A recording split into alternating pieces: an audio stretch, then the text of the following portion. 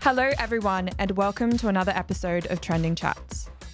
Today we're joined by Katy Doran, Senior Sales Manager at Emarsys.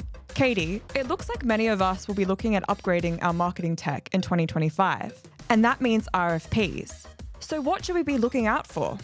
Thanks, Molly. I had many fascinating conversations with marketers last year who were looking at reviewing their MarTech stack.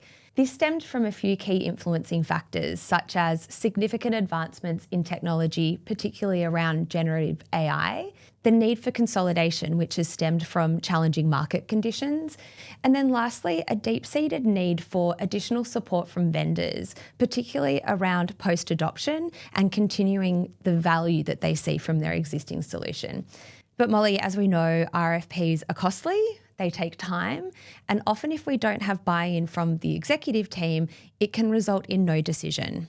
Essentially, the fundamental reasons though for marketers wanting to move from their existing tech stack still remain. And some of these influencing factors are the cost of ownership still outweighing the value that they see from the platform, lack of resource, particularly within the marketing team, and often high reliance on IT, which means that the marketers don't actually have control and can drive value from their existing solution. Thanks, Katy. So if you are a marketer thinking of entering into a formal review, what would your advice be? Thanks, Molly. I've got a few key tips to get you started. Firstly, make sure you have a clear understanding of your company's needs and an understanding of the vendor landscape. So firstly, understand what your overarching business goals are, such as customer retention and revenue. Then have a look at how your team is being held back with their current solution. Things like real-time access to customer data and revenue data that might not be able to help them deliver on that business goal. Secondly, involve your stakeholders early. Stakeholders who aren't included in the writing part of the process can often then hold you back later on and stall the project altogether. Thirdly, don't prioritise features over business needs. A never-ending list of yes/no questions is not going to help you to determine the difference between the vendors. Ask open-ended questions. Get your vendors to provide migration plans, detailed examples of customers they've worked with, and particularly the support that they will provide you post-implementation. 4, don't assume you have the same definition of support.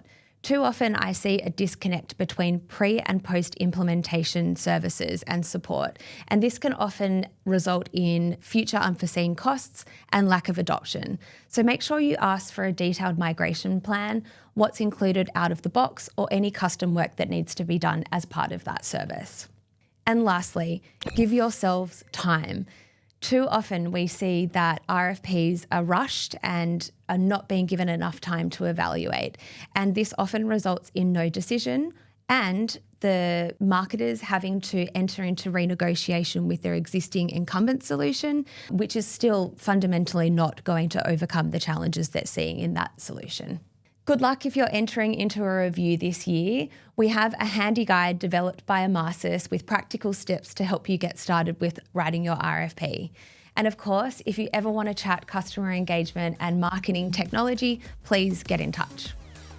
Thanks for tuning in.